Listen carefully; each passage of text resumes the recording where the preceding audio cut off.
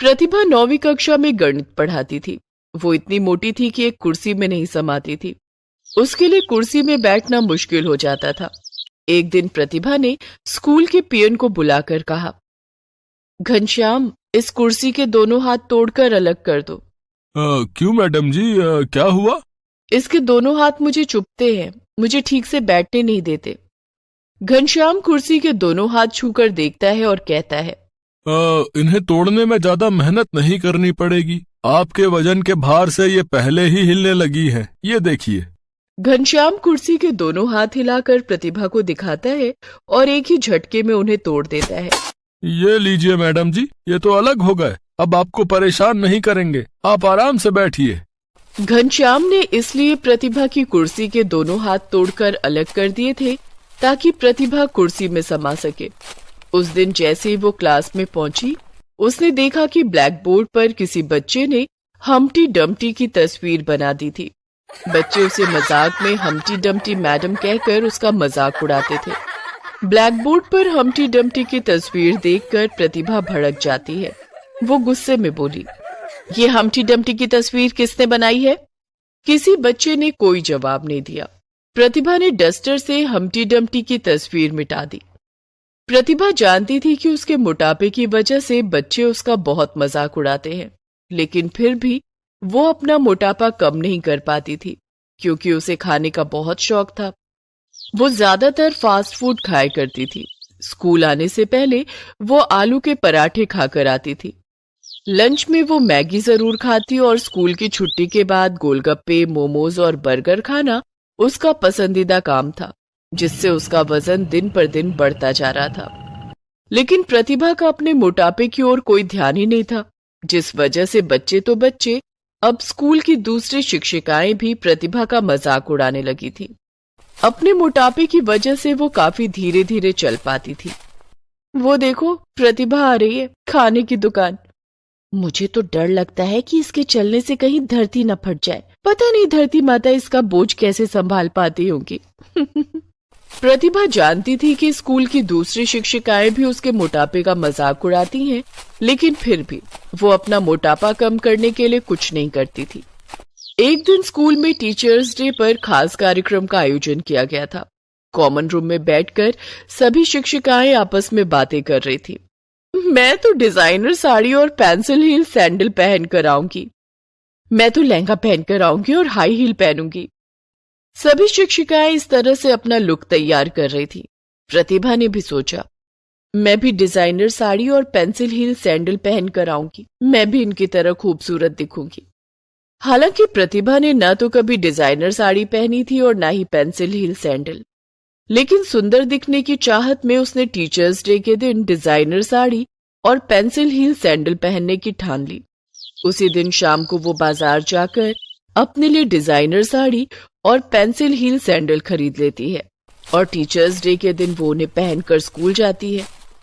सभी बच्चे उस दिन स्टेज शो करते हैं और शो के बाद अनाउंस करते हैं कि आप सभी मैम से अनुरोध है कि आप सभी स्टेज पर आएं और रैंप वॉक करें।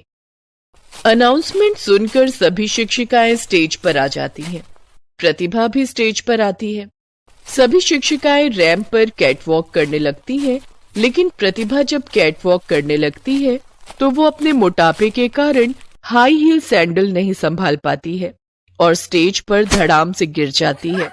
ये सब देखकर सभी बच्चे जोर जोर से हंसने लगते हैं। प्रतिभा को बहुत बुरा लगता है। तब स्कूल की प्रिंसिपल प्रतिभा को उठाती है और सभी बच्चों को डांट कर चुप करा देती हैं। दूसरे दिन प्रतिभा जब स्कूल आती है और बच्चों को पढ़ाने के लिए क्लासरूम में जाती है तो देखती है कि किसी बच्चे ने ब्लैक बोर्ड पर हम्टी डम्टी की तस्वीर बनाई थी जो कि जमीन पर गिरा हुआ था। वो समझ जाती है कि बच्चे उसी का मजाक उड़ा रहे हैं। उस दिन तो हद ही हो गई। किसी बच्चे ने गोदाम में पड़ी पुरानी कुर्सी लाकर प्रतिभा के टेबल के पास रख दी। प्रतिभा जैसे ही कुर्सी पर बैठी, कुर्सी टूट गई और प्रतिभा फिर से जमीन पर गिर गई। इस बार उसे ज्यादा ही चोट लग गई थी। वो दर्द के मारे चीखने लगी। उसकी आवाज सुनकर स्कूल का पियोन घनश्याम दौड़ कर आया। क्या हुआ मैडम जी, आपको चोट तो नहीं लगी? मैं उठ नहीं पा रही हूँ। मेरी कमर में बहुत दर्द हो रहा है। घनश्याम ने सहारा देकर प्रतिभा को उठाने की कोशिश की, लेकिन ज्यादा भार होने के कारण वो प्रतिभा को नहीं उठा पाया। उसने आवाज लगाकर दूसरे पियोन को भी बुलाया।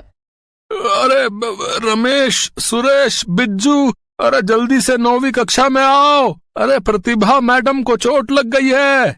सभी भागकर 9वीं कक्षा में आए। चारों ने मिलकर प्रतिभा को उठाया, तब कहीं प्रतिभा उठ पाई, लेकिन वो चल नहीं पा रही थी और उसे काफी दर्द भी हो रहा था। स्कूल की प्रिंसिपल ने फोन करके एम्बुलेंस बुलाया और प्रतिभा को अस्पताल लेकर गई। अस्पताल में इनकी कमर की हड्डी में हेयरलाइन क्रैक आ गया है। काफी वजन होने के कारण उसे ठीक होने में टाइम लगेगा। इन्हें अभी 1 महीने तक बेड रेस्ट की जरूरत है। Okay doctor. डॉक्टर प्रतिभा का इलाज करता है और उसे घर भेज देता है। प्रतिभा 1 महीने से भी ज्यादा वक्त तक बेड रेस्ट पर रहती है। बेड पर बैठे बैठे वो और भी खाने लगी, जिस कारण वो पहले से भी ज्यादा मोटी हो जाती है। अब तो मैं पहले से भी ज्यादा मोटी हो गई हूँ। बच्चे तो मेरा और ज्यादा मजाक उड़ाएंगे। मुझे कुछ करना होगा। इस बार टीचर्स डे पर मैं पतली होकर रैंप वॉक करूंगी।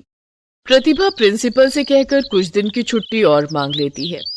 मैम, मुझे अभी डॉक्टर ने कुछ दिन और रेस्ट करने के लिए कहा है। कोई बात नहीं प्रतिभा, तुम पूरी तरह से ठीक हो जाओ तभी स्कूल आना। Thank you ma'am. प्रतिभा दूसरे दिन ही योगा क्लासेस ज्वाइन कर लेती है और अपने योगा टीचर से कहती है, मुझे जल्दी से जल्दी पतला होना है। आप कोई ऐसा योगा बताइए जिससे मेरा वजन जल्दी कम हो सके और मेरा फिगर सुंदर हो जाए। बिल्कुल मैम, मैं आपको वैसा ही योग बताऊंगा जिससे आपका वजन जल्दी कम हो जाएगा, लेकिन साथ में आपको अपनी डाइट पर भी कंट्रोल करना होगा। डाइट पर कंट्रोल? देखिए, अगर आप अपनी डाइट पर कंट्रोल नहीं करेंगी तो योग करने से भी ज्यादा फायदा नहीं होगा। अगर आपको अपना फिगर फिल्मी एक्ट्रेस की तरह बनाना है तो आपको कंट्रोल डाइट ही लेनी होगी। ठीक है, मैं कोशिश करूंगी। उस दिन से प्रतिभा योगा क्लास करने लगी और अपने योगा टीचर के बताए हुए डाइट को फॉलो करने लगी। लगभग 1 महीना बीत जाने के बाद प्रतिभा ने अपना वजन थोड़ा बहुत कम कर लिया था। 1 महीने बाद जब वो स्कूल पहुंची तो उस दिन भी बच्चों ने उसका मजाक उड़ाते हुए ब्लैक बोर्ड पर लिख दिया था कि वेलकम बैक हम्टी डम्टी। प्रतिभा ने कुछ नहीं कहा, सिर्फ अपने आप से बोली, बहुत जल्द मेरे सर से हम्टी डम्टी का टैग भी हट जाएगा। अब प्रतिभा पहले से ज्यादा मेहनत करने लगी।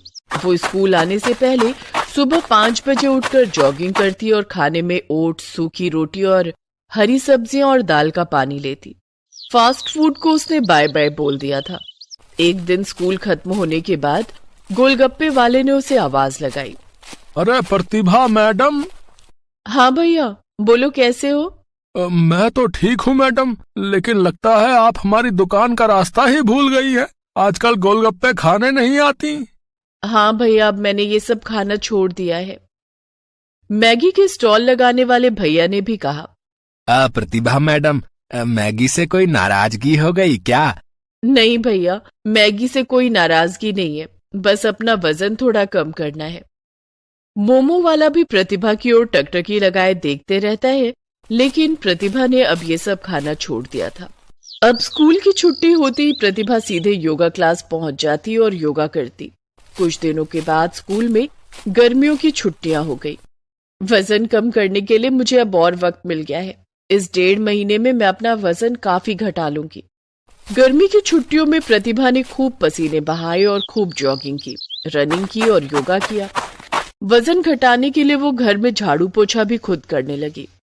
1.5 महीने के बाद जब स्कूल खुला तो सभी बच्चे, शिक्षिकाएं और प्रिंसिपल सभी प्रतिभा का फिगर देखकर हैरान थे। प्रतिभा काफी पतली हो गई थी, या यूं कहें कि वो कामिनी काया की मालकिन हो गई थी। बच्चों ने ब्लैक बोर्ड पर बनाई हुई हम्टी डम्टी की तस्वीर मिटा दी। प्रतिभा के लिए अब नई कुर्सी आई जिसमें कुर्सी के दोनों हाथ सही सलामत थे।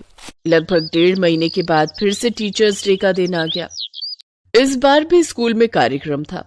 इस बार भी प्रतिभा ने डिजाइनर साड़ी और पेंसिल हील की सैंडल पहनी थी, लेकिन इस बार वो सबसे सुंदर लग रही थी। अब वो पहले की तरह धीरे धीरे नहीं चलती थी। पेंसिल हील में उसने स्टेज पर कैट वॉक किया, जिसे देखकर सभी बच्चे मंत्रमुग्ध हो गए। प्रतिभा को बेस्ट ब्यूटीफुल फिगर का अवार्ड भी दिया गया। बच्चों ने प्रतिभा से माफी भी मांगी। प्रतिभा ने सभी बच्चों को गले से लगा लिया और हंसते हुए बोली, वैसे हम्टी डम्टी भी बुरा नाम नहीं है। सभी बच्चे हंसने लगे।